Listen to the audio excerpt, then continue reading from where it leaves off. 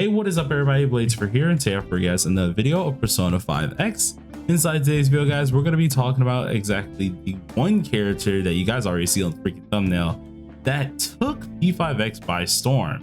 This character without a doubt is the best supporter in the game, and seeing that we're going to have all the limiteds returning, I thought it would be no better time to talk about her than now. So we're going to be talking about Cord in this video. And if you guys enjoy videos like these, be sure to sit back, relax, and enjoy the vid here. I think I'm going to do kind of an analysis of all the limited time videos, or at least the limited time units, which are going to be a little bit different than just build guides. There's just going to be overall analysis of the characters. You guys let me know what y'all feel about that. Do y'all think it's a good idea? Do you think it's not a good idea? But we're probably going to do an analysis on those guys just to give everybody a little bit of a feel of what's coming and should you go ahead and invest. But with the character that we're going to be talking about today, that is going to be Cord. Now, Cord here is one of the best supporters, if not the best supporter in the game here. And the main reasoning for this is because this character does a lot. Okay, she does everything. First of all, you can build her pretty easy. I think mainly for the most part, you just need like attack, HP, defense, aka these here. Just need that on her and just make sure that she can really survive, and she's good. She's just there, like, right? Even when it comes down to her 5-star weapon, it is actually one of the most worth 5-star weapons that are in this game, to my at least opinion here. And her at A0, much like me currently, because I have no dupes on this character, is extremely viable. There's nothing about her that's really wrong with this, and she has so many strong standpoints just to have her as a support. And oh wait, I just had the wrong weapon on. Whoops, my bad. But absolutely amazing as a support. Without a doubt, I have to say it's gonna take a long time to really get dethroned. That's because of the key things that she's actually able to do. Not only is she just a supporter, but she acts as kind of like a semi-healer too as well, because every other round she actually, or at least every round, she actually restores a little bit of your HP, which is fairly interesting. But that's not even where it really ends. The character herself provides a ton of buffs, easily buffing either 1 or 2 units with this. She has amazing ultimate that actually buffs your entire team as well, and none other than that, she can make you spam highlights. Yes, you heard that right, spam highlights. It is a huge ordeal with this happening, because without a doubt, she's able to give off so many buffs that can make a game-changing plan. Much like that, we got the buffs and just pretty much deleted everything with our other character, and she provides so much. For an electric character, we don't really have too many, at least buffing type characters or any supporters for that little range. The only supporter that we do have is technically her, unless you want to go ahead and say Arai, aka the electric closer, is somewhat a supporter, or I guess I really see her as a sub DPS, but she's like the only supporter for just anything. And she's not even only bound to electricity. No, she's actually bound to any team that really wants their highlights faster, that really needs that damage bonus as well as the attack here, and it just makes everything so much easier. Anything that really you want to spam highlights, rack up a ton of points, get something done really quick, she is the girl to go to, especially with the attack buffs that she's able to actually provide for the entire team. The only teams that she really can't be ran on too much is actually going to be Yusuke's team, because he's mainly defense related type deal. You have to do certain rotations with him, but other than that, for the most part, she can fit into any type of team, and that is her main strong point. I feel like this character, without a doubt, when it comes down to at least analyzing her, she's what just a must summon unit. Like, there's not many of them, but she is definitely a must summon unit. So to break things down, we're gonna go ahead and just go over her kit, or at least her card set. I guess you can pretty much go ahead and talk about it with this here. As I said earlier, she is not a hard character to build. If anything, you just need a ton of speed, or at least a decent bit of speed here. You want to make sure she has attack, defense, and HP, and that's mainly just for all of the sustainability type deals that she does need, because she's a tanky girl. She's a tanky girl. She ain't gonna really die too often, but there are some times where she will take at least too much damage, and the bosses will try to focus her. Those are the times that I feel like with her, you want to make sure you have the correct builds on to actually thoroughly use her the right way and really take advantage over whatever you need to take advantage over. But with the actual card sets that we're going to go ahead and look at for her, is just with the main stats, those are already good. But this card set alone here actually helps her out when it does come down to at least survivability wise as well. She's able to actually pretty much tank a lot more damage with this. And then along with the trust card as well, she's actually able to get some nice buffs off of that. Now, if you do decide to build her with at least SP regen, she's probably gonna freaking just never run out of SP, which is always good, especially for those long running type things. Though she's just gonna be absolutely insane no matter how you do it here.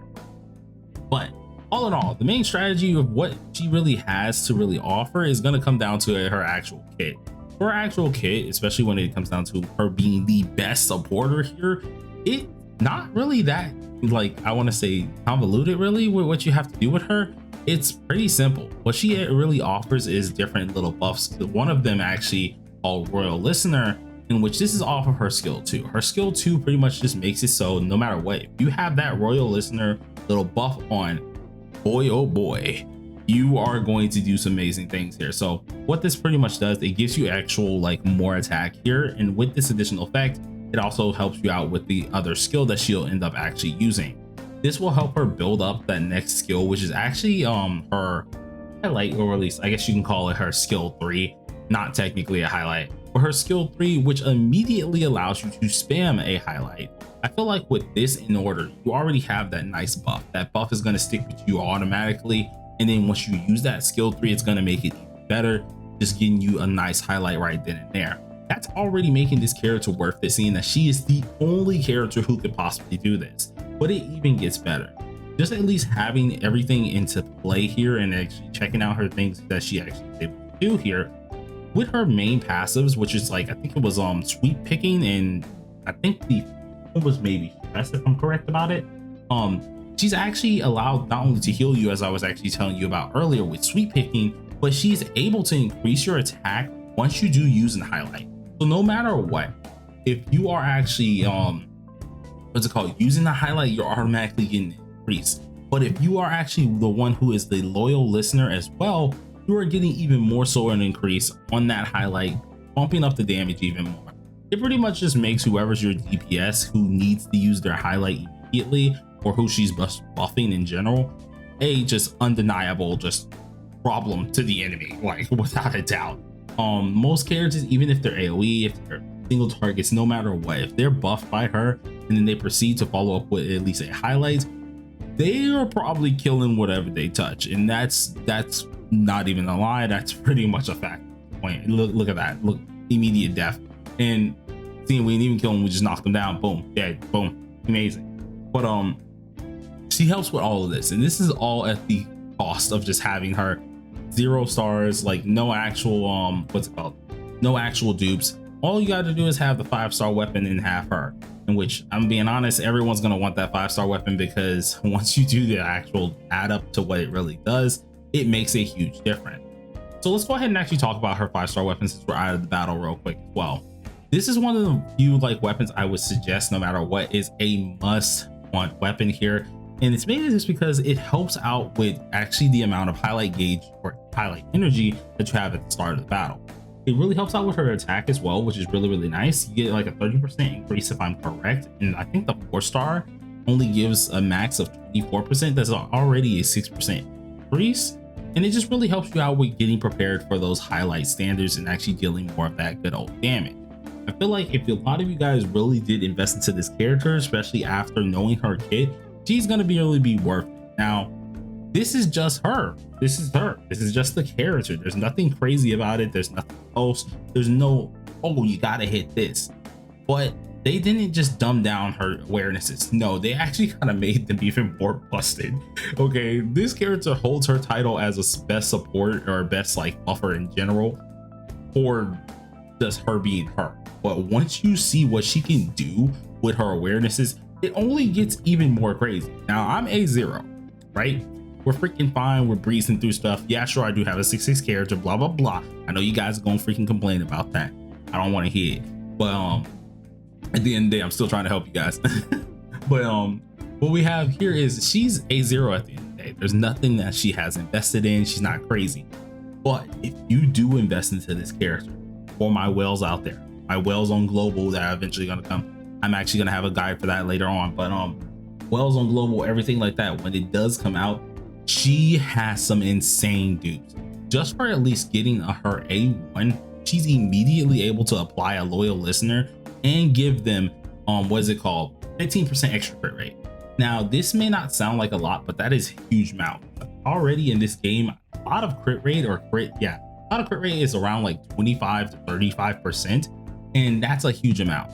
So if you're able to immediately just get a nice whopping 15% off of just having this character's A1, it's automatically a little bit of a problem to deal with for just them, because anyone who's your DPS, aka your main DPS, your main AoE DPS, or your main single target DPS, she's immediately giving them that, and you're immediately getting that 15% crit rate, which is freaking insane. Actually insane to see that they actually are able to offer that. But it gets even crazier, because as you keep going up all the way to the A3 to the A6, eventually you'll get a point where she's able to increase not only your damage dealt for one turn, which is going to be at least say on her A3, but her A6 then makes it so instead of actually having to do a buff the first round, right, and then the second round you're able to use the highlight refresh, you're actually able to use that highlight refresh immediately at the start of the round, which is insane. The more highlights we can get, but alongside of this, right, the whole highlight refresh, the ultimate little cooldowns that she has, that's normally like once every 2 rounds or so like that.